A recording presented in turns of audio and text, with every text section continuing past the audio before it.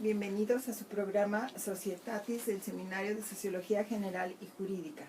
Nuestra gratitud al doctor Raúl Contreras Bustamante, director de la Facultad de Derecho, al doctor Víctor Manuel Garay Garzón, secretario general, y al maestro Ricardo Rojas Arévalo, jefe de la División de Educación Continua, por permitirnos este espacio para estar con ustedes. En esta ocasión tenemos el privilegio que nos acompañe el doctor Edgar Corzo Sosa, y le pido a la maestra Apolinar que nos dé una breve reseña. Es muy breve porque su currículum, a pesar de ser tan joven, es verdaderamente amplio. Por favor, maestra. Muy buenas tardes a todos. Me voy a permitir leer algunos datos curriculares del doctor Edgar Corzo. Él es licenciado en Derecho por la Universidad Nacional Autónoma de México y doctor en Derecho Constitucional por la Universidad Autónoma de Madrid. Es investigador titular del Instituto de Investigaciones Jurídicas de la UNAM y en el Sistema Nacional de Investigadores pues lo distingue con el nivel 3. Sus principales líneas de investigación son en amparo, derechos humanos, poder judicial, justicia constitucional. Ha tenido diversas instancias en diversas instituciones, en España, en Alemania, en Italia.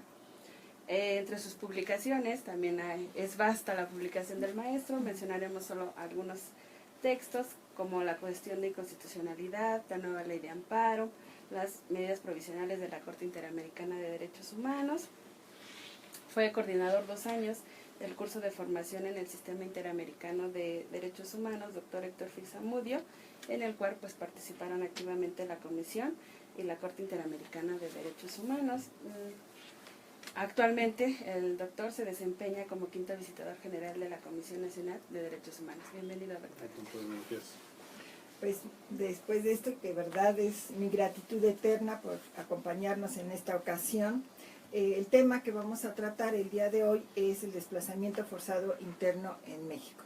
Y me voy a permitir dar una definición, si te parece bien, para a partir de eso iniciar nuestro diálogo.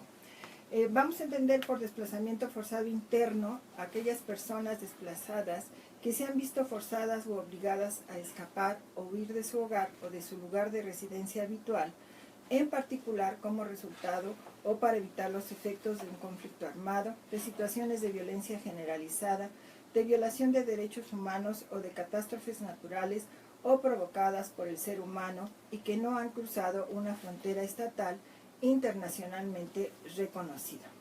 En este sentido, Edgar, ¿nos podría señalar las características que presenta el desplazamiento forzado en México?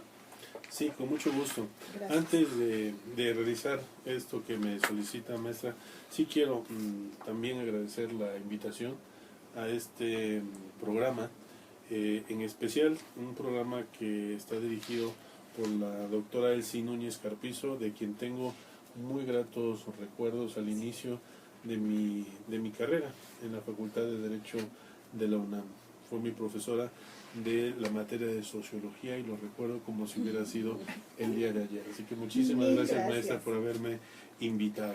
Las características del desplazamiento forzado interno en México. Bueno, atendiendo a la noción que acaba de ser dada, una noción que ya tiene un respaldo internacional, porque viene de unos principios, unos principios guía, le llamamos nosotros a nivel internacional, pues podemos decir que es cuando una persona, digamos, tiene una vida normal, no está desempeñándose o está realizando sus actividades personales y profesionales de una manera normal, pero de repente sucede que hay una situación que es la que la hace salir, pero salir forzadamente, prácticamente huir del lugar en donde se encuentra, del lugar en donde está residiendo. Y tiene que salir porque son diversas causas, o el origen puede ser diverso, y así lo entendemos quizá un poco más. Si una persona resulta que está en una comunidad, en un grupo indígena, pero de repente encuentra que hay un conflicto religioso entre un grupo que tiene una cierta tendencia religiosa y otro grupo que tiene una contraria, pues muy probablemente habrá un enfrentamiento y de buenas a primeras va a tener que salir de esa comunidad. O bien puede suceder que la situación de violencia en la que se encuentra el lugar donde vive, pues le llegue y le alcance. Puede ser que desafortunadamente, que pues le priven de la vida a una persona, a un hermano, al abuelo, al tío, o que lo lleguen a extorsionar, o que los lleguen a secuestrar y que les digan, bueno, ya se dieron cuenta que esto va en serio, pues entonces las personas salen huyendo de ese lugar. Entonces son diversas causas las que hacen que las personas salgan corriendo, y por supuesto son causas fuertes como estos conflictos religiosos, como situación de violencia, como desastres naturales, que actualmente estamos muy sensibles a esta situación, como construcción de megaproyectos. O sea, son distintas causas que nosotros tenemos y que hemos analizado desde la Comisión Nacional de los Derechos Humanos, pero esas son las características. Una residencia en un lugar tranquilo, pero que de repente, por diversas causas, uno se ve forzado a salir huyendo de él. Y ahí empieza la historia. Y ahí empieza desafortunadamente la historia. ¿A dónde se van? ¿A qué cabecera municipal? Si me voy con la familia, pues cuánto tiempo una familia puede soportar, aún siendo familia, puede soportar una persona pues que tenga necesidades, tenga muchas cosas que hacer. Entonces empieza ahí su viacrucis porque lo tenía todo. No es que lo haya tenido todo con abundancia, pero estaba viviendo en un cierto lugar y de repente se queda sin casa, se queda sin alimentación, se queda sin educación, y entonces ahí es donde tenemos que volver a empezar. Entonces, otra característica de este fenómeno es que salió huyendo, pero se salió sin nada, incluso sin papeles. Y otra característica que también vemos es que ellos siempre buscan, las personas siempre quisieran regresar a su lugar de origen. Un retorno que nosotros llamamos seguro, pero en ocasiones eso no es posible y tenemos que buscar un reasentamiento o trasladar a la persona a otro lugar y empezar su vida de nuevo, pero además que sea nuevamente aceptado en la comunidad a donde va a llegar finalmente. O sea, son varias características que son preocupaciones en este fenómeno que vemos. Claro, al final las consecuencias son verdaderamente amplias, el espectro es muy amplio porque hablaríamos de consecuencias sociales, económicas, jurídicas, políticas, y realmente creo que la comunidad o la sociedad mexicana está un poco alejada de esta problemática, porque es un fenómeno que realmente impacta a la sociedad, con lo que nos estás comentando. Sí, yo diría no más bien tanto que la sociedad esté alejada, sino más bien es el gobierno. Nosotros en mayo del año pasado, 2016, emitimos un informe sobre desplazamiento forzado interno en México, y no ha habido un reconocimiento de este fenómeno. Que el gobierno diga simple y sencillamente hay desplazamiento forzado en México y por lo tanto vamos a actuar, vamos a reaccionar, vamos a prevenirlos, vamos a hacer todo un programa para darle respuesta. Entonces, por parte del gobierno ahí tenemos una falta que yo creo que tarde que temprano van a tener que reconocerlo, porque es una situación que se nos presenta. Sí afecta socialmente, claro que afecta socialmente, porque les decía, una de las causas, y es la principal que tenemos en México, es la violencia. Si eso no tiene que ver con la sociedad, entonces no sé qué es lo que tiene que ver. Entonces hay lugares que son muy sintomáticos, ya lo hemos visto en reportajes diversos. Hay poblados que hasta son fantasmas, la gente que se ha tenido que salir. Si vemos la situación en el Triángulo Dorado, pues también, o sea, ahí lo que quieren son terrenos, pero no precisamente para que las vacas se alimenten del pasto, los requieren para otra situación. Entonces, sí, la sociedad está golpeada y lo vemos cada vez en más lugares. Lo podemos ver en Chiapas, lo podemos ver en Oaxaca, lo podemos ver en Durango, lo podemos ver en Tamaulipas. Entonces es una afectación general a la sociedad y es su modo de vivir, su modo de interactuar, y hay un punto de impacto social muy importante que ya le había anunciado al inicio, que es integrarse a la comunidad.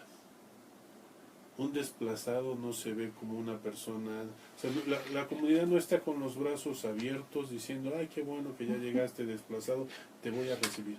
No, tiene que haber todo un proceso de integración social, y eso sí es bastante preocupante.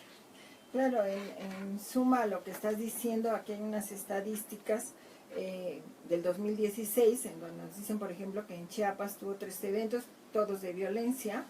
en donde hubo 4.747 personas desplazadas. En Sinaloa, 4.208 personas desplazadas, con la observación de que Huiziopa, el 96% de los habitantes han dejado, entonces vamos a crear otra vez quizás pueblos fantasmas. En Guerrero, 1.650 personas, que se dice rápido, pero en el 2016, de acuerdo a las informaciones, 23.169 personas están reconocidas como que tuvieron que irse. Y que obviamente en este punto la violencia, como bien señalas, tiene un papel muy importante. En esta situación de violencia queda claro que hay una violación importante a los derechos humanos. Sí, nos queda muy claro. Aquí hay que reconocer que una persona que estaba pacífica y tranquilamente residiendo en un lugar, desde el momento que se ve forzada a huir de él, pues le están quitando ya de entrada varios derechos fundamentales. Un derecho a residir en un lugar. O sea, eso es importantísimo. Un derecho a tener su propiedad y disfrutar de ella, que es ahí donde está. O sea, y así empezamos con una serie de derechos. Desde el momento mismo que se produce un desplazamiento, estamos advirtiendo una violación a los derechos humanos. ¿Cómo actuar ante eso? Ya es otro tema que ahorita yo creo que lo podremos ver. Pero señalaba, maestra, lo que nosotros llamamos a veces la danza de los números. Nosotros en nuestro informe hicimos un muestreo, tal cual un muestreo, con nuestros visitadores adjuntos y haciendo encuestas en diversos lugares, no lugares que estaban vacíos, sino a donde fueron desplazadas estas personas, que a veces están en una ranchería y se van a la cabecera municipal. Entonces visitamos varios municipios y nosotros entrevistamos a las gentes. Entonces un número aproximado que teníamos nosotros, estábamos hablando de 30,000, pero estoy diciendo con personal de la Comisión Nacional de los Derechos Humanos. A mí nadie me podría decir, no es cierto que hay 30,000. ¿Por qué no me lo pueden decir? Porque nuestro personal fue y se entrevistó con ellos y tenemos las actas correspondientes. Pero no solo eso, también solicitamos información. Y esa información que solicitamos a diversas autoridades, muchos sí nos reconocieron en lo individual que había habido desplazamiento en ciertos municipios. Entonces, si nosotros contamos esas referencias que también tuvimos, más aparte de las referencias con las personas que nosotros entrevistamos, estamos hablando de un número alrededor de 90,000 personas. Pero insisto, esto fue un muestreo. Nosotros en nuestro informe de mayo de 2016 señalamos a diversas autoridades que es muy importante realizar un censo que nos diga de qué tamaño es el problema. Un censo donde las instituciones gubernamentales, incluso el INEGI, pues pudiera ayudar a través de varias preguntas y nos dijera, bueno, miren, a nivel nacional el desplazamiento forzado interno tiene esta magnitud, porque de esa manera es como nosotros podemos empezar a dimensionar y ver cuáles son las acciones que debemos tomar pues para darle respuesta a esta situación, que es cuestión nada más de ver desafortunadamente la prensa, escuchar las noticias. Si ya nos dicen el poblado tal, pues ya tuvieron que salir corriendo. En Sinaloa, en Concordia recientemente, pues tuvimos otra manifestación de desplazamiento forzado interno. En el Campeche, en el borde con Guatemala, pues también vemos que ahí hay familias desplazadas internamente y también una migración forzada interna porque de Guatemala se pasaron a nuestra frontera. Entonces es una situación muy, muy especial, pero que estamos viendo que el número, hay unas instituciones que nos dicen que son 300,000, otras nos dicen que son 900,000, por eso le decimos la danza de los números. Pero como quiera que sea, yo creo que sí debe haber un diagnóstico, un censo que nos diga de qué tamaño es para ver cuáles son las medidas que deben tomarse para dar respuesta a esta situación que desafortunadamente está creciendo y creciendo. Claro. Voy a cederle la palabra a la maestra Polinar para que nos comente el problema del desplazamiento interno forzado. Ha sido objeto de análisis o de la presentación desde la visión del documental, de las canciones. Entonces vamos a cederle la palabra a la maestra Amparo para que nos comente un documental que se llama Aquí sobre la Tierra. Por favor. Muchas gracias, doctora. Efectivamente, nuestra recomendación es el documental Aquí sobre la Tierra, en náhuatl, y espero leerlo correctamente, sería Nika Ipanitlaktipatli. Es un documental de 2011 que fue dirigido por Mauricio Vidal y fotografía de Sergio Martínez. y fue producida por Arcano Film y con apoyo, queda claro, del gobierno. Este documental está originalmente narrado en náhuatl con subtítulos en español, aunque cuando su edición en DVD ya trae el doblaje al español. Muestra las vicisitudes de los migrantes nahuas de la Huasteca hidalguense, quienes por diversos motivos, principalmente económicos, se van a desplazar a la que se considera la segunda ciudad más importante en México, que es Guadalajara, en donde van a vivir actualmente. Este acontecimiento pues tiene un gran impacto social, cultural, económico en Santa Cruz, Huejutla, que es su comunidad de origen. El documental recoge varias historias que se relacionan precisamente con esta migración nahua. Un adolescente que abandona sus estudios para irse a trabajar a la ciudad, una experimentada migrante que logró hacer fortuna en la ciudad, pero que ahora su reto es migrar hacia Estados Unidos, y una joven que deja a sus hijos con su madre para irse a trabajar a la ciudad, en donde desafortunadamente muere, ¿no? ¿Cuál es el común denominador de estas historias? Pues buscar una mejor forma de vida y regresar a sus comunidades, ¿sí? Muchos de los protagonistas o de los que fueron entrevistados aseguran haber dejado su comunidad en busca de una mejor calidad de vida para ellos, para los suyos, y esto claramente significa un sacrificio. En este sentido, pues el de la familia, el de dejar a sus familias. ¿Qué aspectos podemos destacar de este documental? Pues el desplazamiento que sufren las comunidades indígenas dentro del territorio nacional, a la falta de oportunidades que permitan mejorar las condiciones de vida. Otro aspecto, que emigrar a la ciudad no es garantía de obtener los ingresos suficientes, sufren de discriminación, el abandono del campo. Las poblaciones de las comunidades de origen en su mayoría se encuentran compuestas por adultos mayores y niños al cuidado precisamente de los abuelos. Hay una pérdida de costumbres, un olvido del lugar de origen y por supuesto de la lengua materna. Un aspecto que me pareció interesante resaltar es que cuando sale la edición en DVD, la frase de portada dice: no necesitas salir del país para ser migrante, ¿no? Entonces es un documental que les recomendamos. En 2011 participó en la sección oficial de documental mexicano en competencia del Festival Internacional de Cine en Guadalajara, en donde obtuvo la mención honorífica por la Academia Jalisciense de Cinematografía. Y en 2015, a través de la oficina de la UNESCO, en el ciclo documental de la Ciudad de México, titulado Miradas sin Fronteras, fue el documental que precisamente presenta el inicio de este ciclo de documentales. Pues vamos a una breve pausa y en un momento regresamos con ustedes. Gracias. Estamos en corte, continuamos en 2 minutos. Bueno, hay que respirar. Y no pasa nada. No, bueno. Espero que nos estén viendo. No.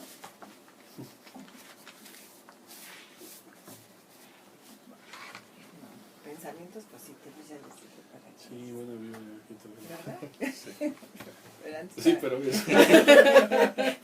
Usted siga pensando así, pero mira yo. ¿Por qué crees que se puso? ¿Pero tú también estabas aquí? Sí, también. ¿Pero tú saliste con ellas? Sí. Además Ah, ese día sí. se sentó muy tranquilo, dijo: no. Él sí aguantó, pero el otro... Es que esa silla está salada entonces. No le digas eso a la maestra. No. Ahorita se nos va a cambiar. Rápidamente. Digo ahí porque está en la puerta. Qué cosa. Posición, ¿no? De echarse a correr rápidamente. Eso sí es un desplazamiento. Rápidamente. Saliendo huyendo. Sí. Sí. Pero igual cuando uno ve que le dice, se empieza a ver como gelatina. No, ya ni bajamos, o sea, nos quedamos en la puerta ahí. No, pero yo sí confiaría mucho en este edificio, sí lo veo muy sólido. Sí, eso nos dicen, pero sentirlo, o sea... Sí, no, les pero yo estaba en queremos- otro que no se ve tan sólido, piso 7, y sentirlo así, bueno, primero así, Sí. y luego así.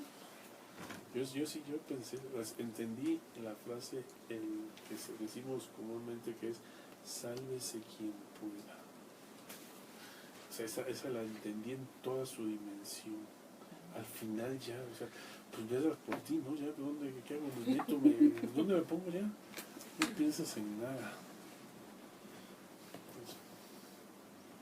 No te bloqueas, o sea, por mucho. Además, acabamos de hacer el simulacro. Te cuento eso. Continuamos en 15 segundos. Gracias. Con todo el simulacro, que has dicho allá arriba. Ese simulacro estuvo muy mal, ahí les va la de veras, ¿no? A que lo practiquen en vivo.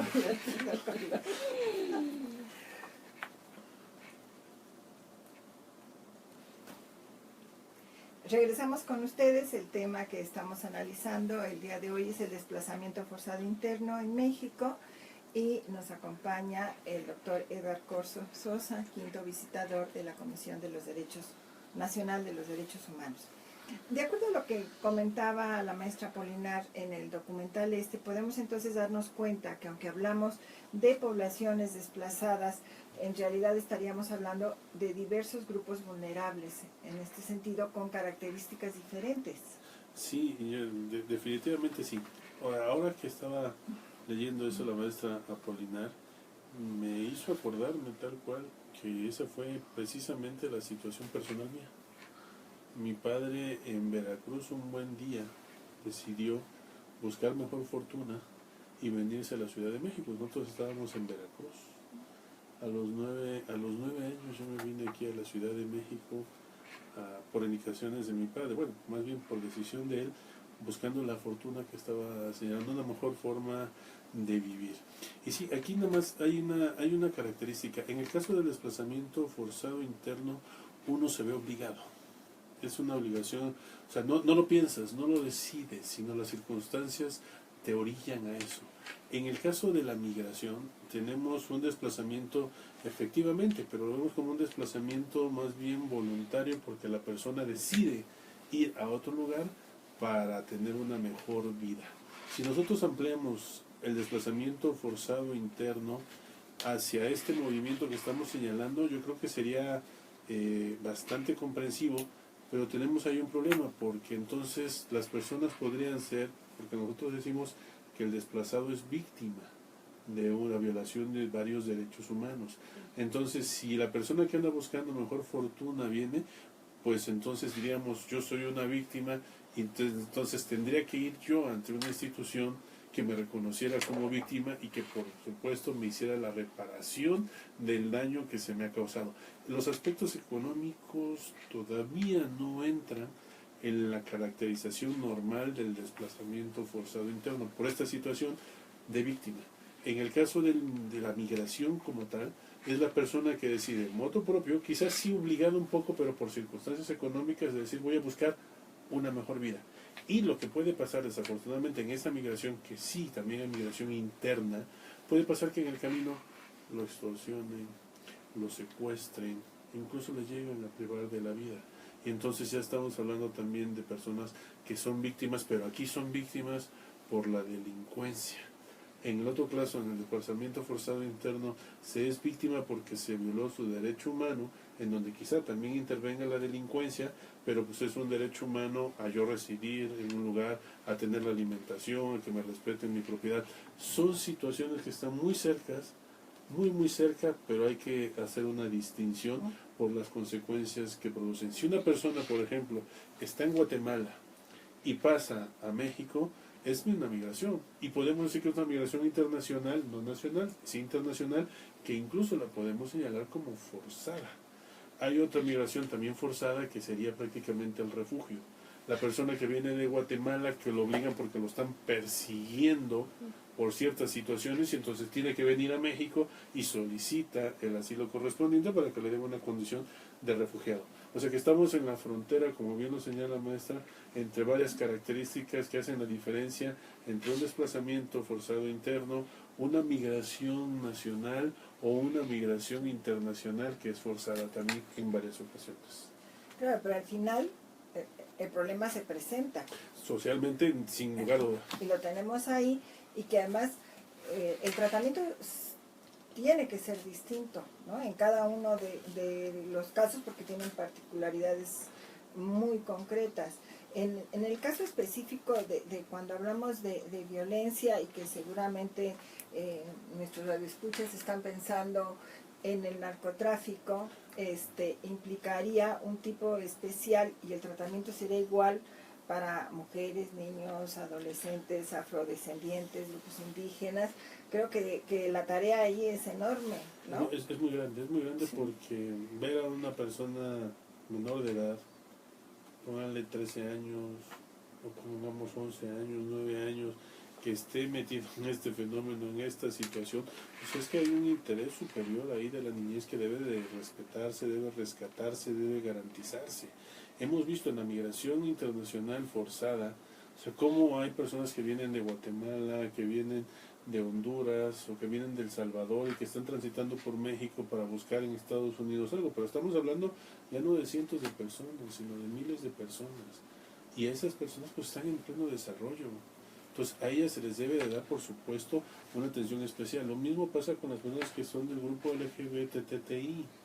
O sea, están enmarcadas en una vulnerabilidad porque esta sociedad está acostumbrada a cierta forma de tratamiento hacia las personas, pero cuando esa persona es del grupo LGBTTI, pues no sabes en realidad hacia dónde. Entonces también aquí se encuentran en una situación vulnerable. Es una mujer, pero además que venga embarazada. Una mujer embarazada tiene una situación de vulnerabilidad peor, porque además de venir de otro país, además de ser mujer, está embarazada. Entonces ya estamos hablando de una vulnerabilidad múltiple.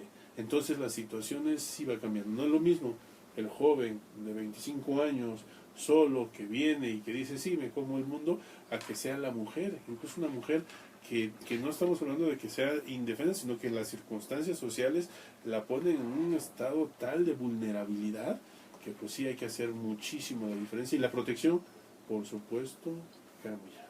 La protección debe de cambiar, debe de ser más resguardada, más reforzada en estos casos que estamos señalando. Pero si al final no hay un reconocimiento, digamos, oficial o por medio de la ley, ¿cuáles serían las opciones, o sea, de poder tratar de solucionar? Tengo entendido también que la Comisión Nacional ha emitido algunas recomendaciones al respecto. ¿Podrías comentarnos algo al Sí. respecto, por favor? Sí, con mucho gusto, maestra. La Comisión Nacional sí se ha metido a los temas de desplazamiento, no desde ahora, ya desde antes lo traíamos, en relación con algunos conflictos religiosos, pero no se tocaba el desplazamiento de manera directa. Sí había desplazamiento, pero no lo veíamos de manera directa. Recientemente tenemos un caso de Sinaloa, de las comunidades de Choice y de Sinaloa de Leiva.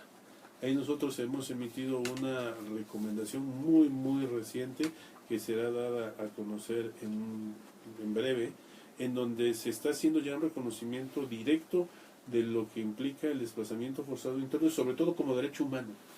Ya no es, porque esa es otra complejidad, ya no es que la persona se le violó su derecho a la residencia o que se le violó su derecho a la alimentación, a la salud, sino que ahora estamos haciendo una conceptualización de manera tal que existe un derecho humano a no ser desplazado de manera forzosa internamente, como tal. Eso ya lo reconoció la Corte Interamericana de Derechos Humanos en la masacre de Ituango contra Colombia, hizo un reconocimiento tal cual de que el desplazamiento forzado interno es un derecho humano. Y sí, faltan muchas cosas. Hemos tratado de agarrarnos de donde se puede.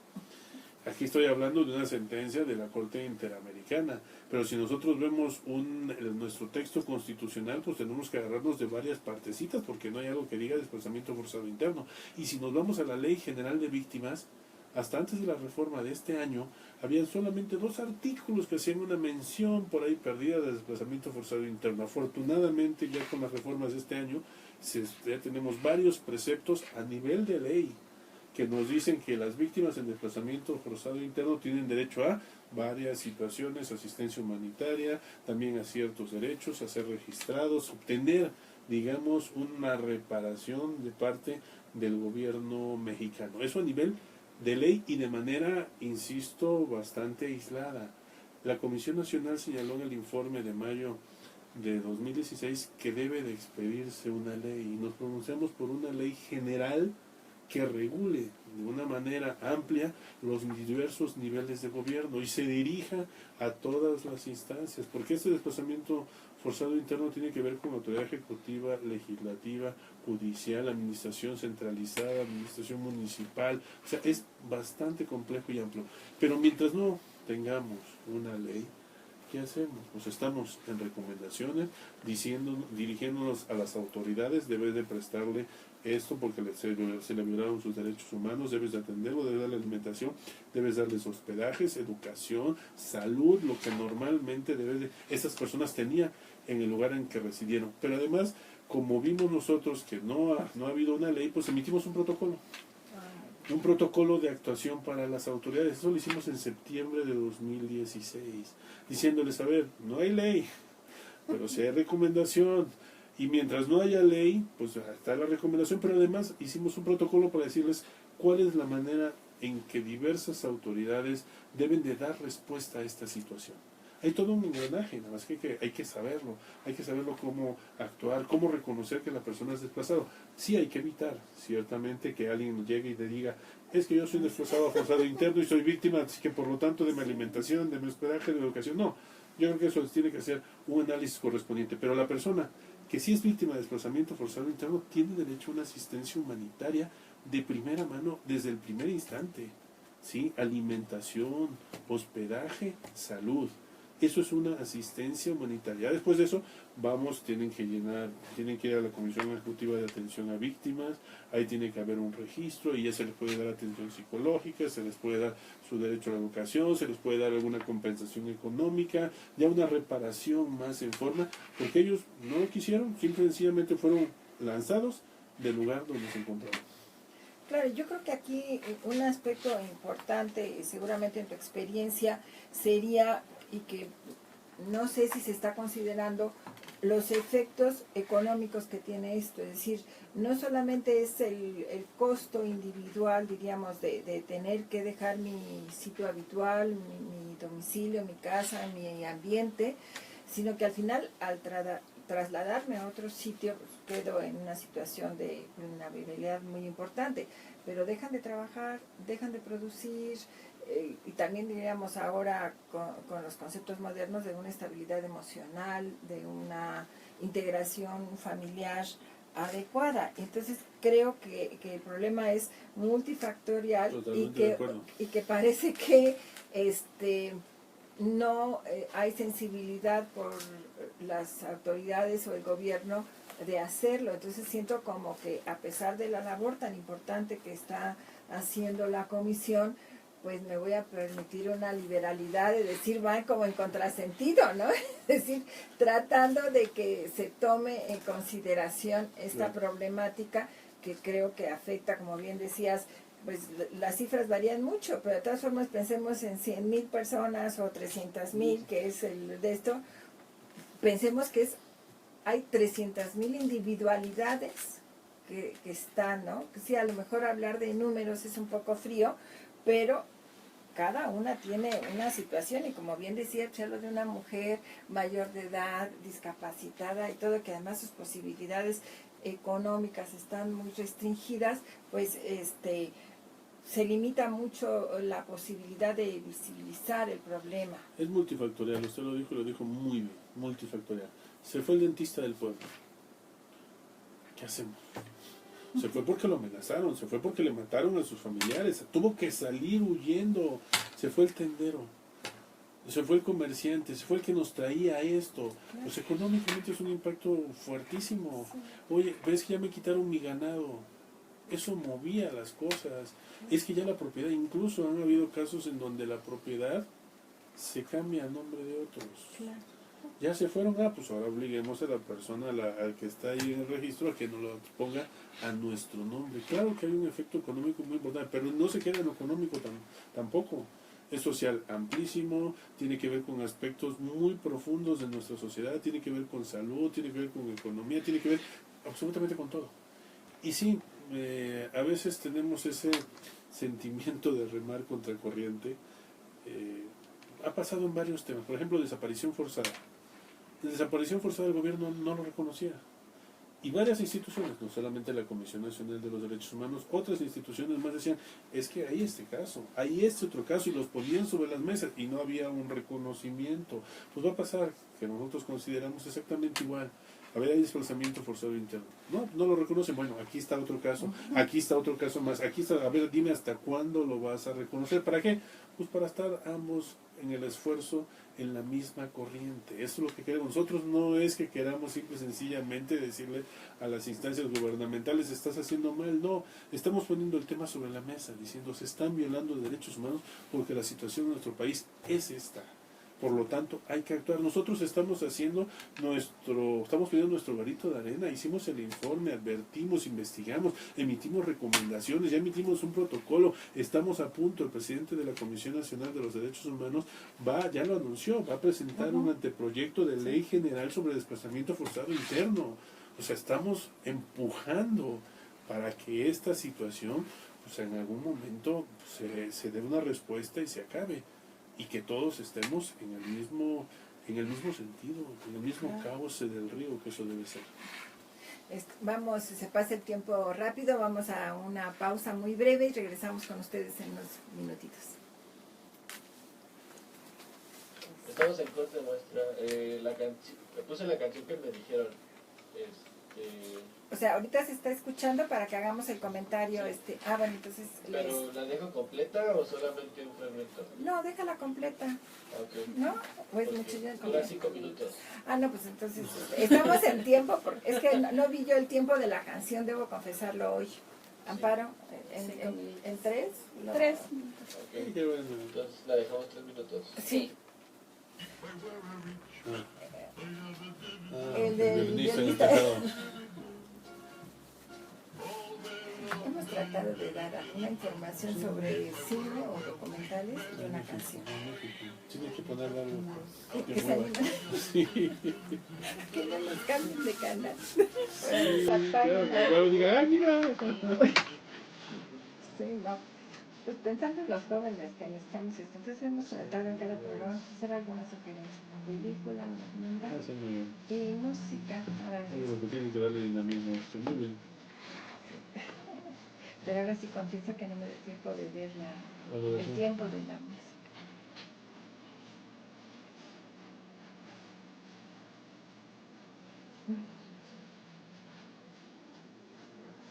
Hace 50,000 años, cuando ustedes eran pensamiento, ¿quién hizo la obra en México? Fue Manuel Fábril.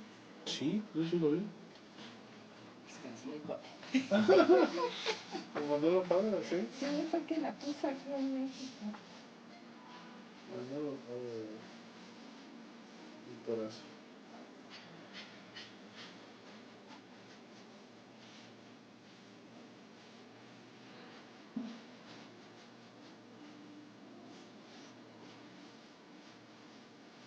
Bueno, ya está más tranquilo, ya dejó la puerta.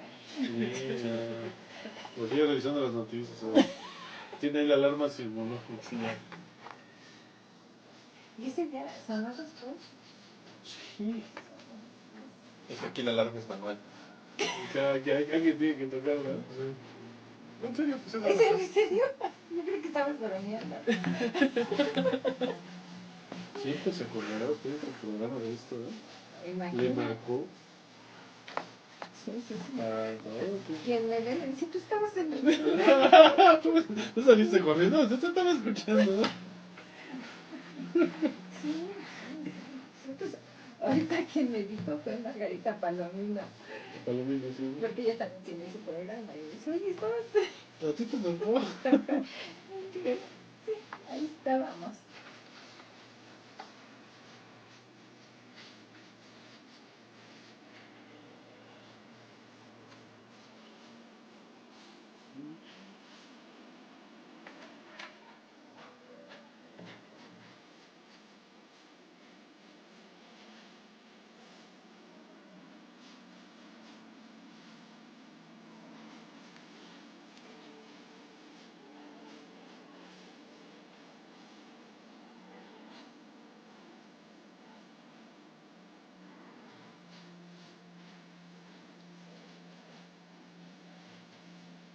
¿Cuál es el programa de Margarita Palomino? Sobre el fiscal. Impacto fiscal, entonces... Novedades tributarias. Novedades tributarias, sí. Sí. Continuamos en 20 segundos. Lo sociológico tiene que ver con todo. Esa es la ventaja. Total. Sí, nos permite más variedad. Total. No, ahí está el público, ¿no? También.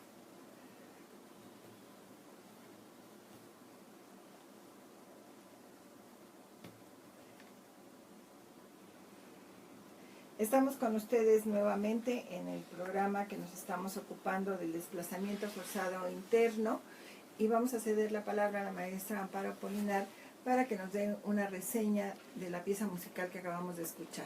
Muchas gracias, doctora.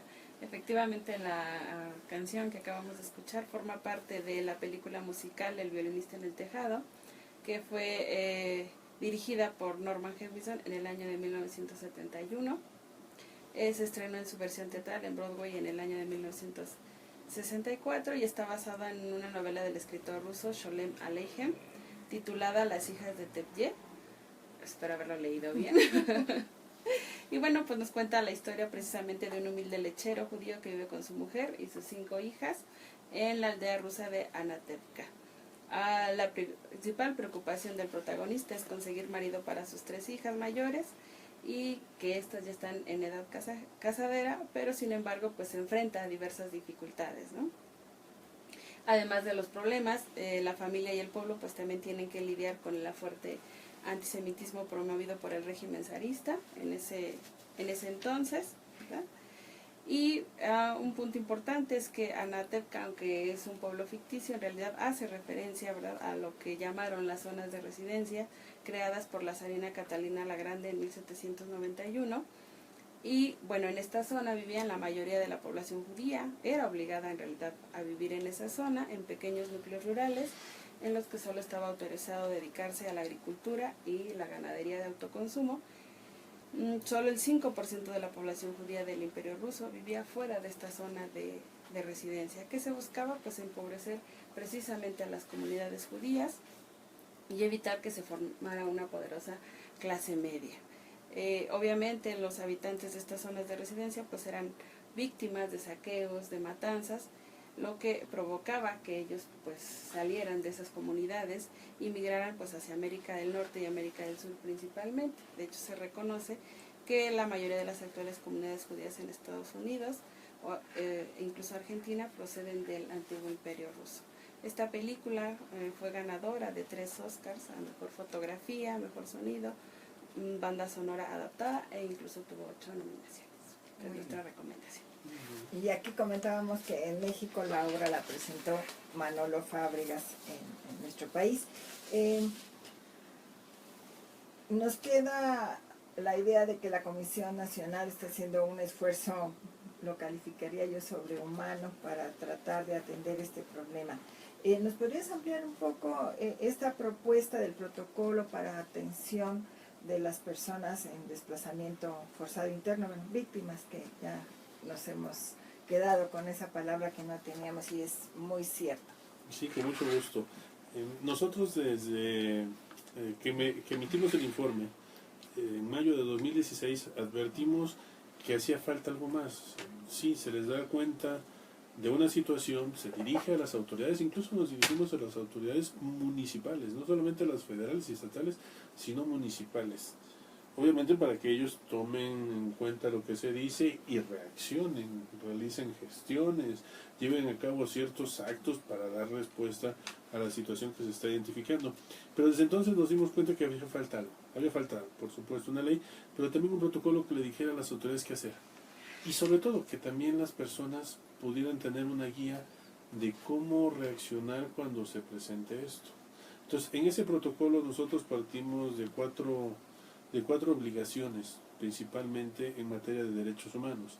Está la obligación de resguardar los derechos humanos, está la obligación de garantizar los derechos humanos, está la obligación de proteger derechos humanos y hay otra obligación que es la de procurar el respeto o procurar en términos generales los derechos humanos. Si eso lo colocamos, esas 4 obligaciones que están a nivel de instrumentos internacionales más jurisprudencia en nuestro sistema interamericano muy marcadas, pues las autoridades tienen que actuar de diversas maneras para cumplir esas obligaciones. Entonces dijimos, bueno, cuando se presente esto, muy probablemente puede ser, si hacemos referencia al Sistema Nacional de Atención a Víctimas, pues que haya una delegación de la Comisión Ejecutiva de Atención a Víctimas en el lugar, o a lo mejor haya una comisión estatal de atención a víctimas.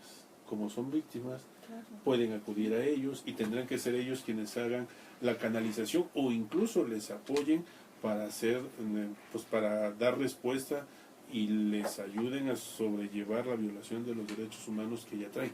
Eso por un lado, pero también tenemos por otro lado que existen comisiones estatales de derechos humanos, con independencia de las oficinas foráneas de la Comisión Nacional de los Derechos Humanos, pues también se puede acudir a ellos.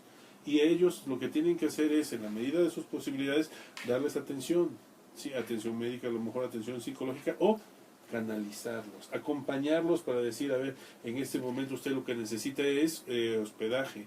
Pues mira, aquí hay un albergue, lo llevamos al albergue y usted se va a quedar aquí durante estos días. Oiga, no trae documentos, mire, no se preocupe, vamos a hacer el trámite correspondiente para que obtenga sus documentos. Entonces, esa es la forma como nosotros dimos. Con independencia de eso, le hicimos ver en este protocolo a las autoridades, cualquiera que fuera, si llega ante el municipio, a la presidencia municipal del lugar de...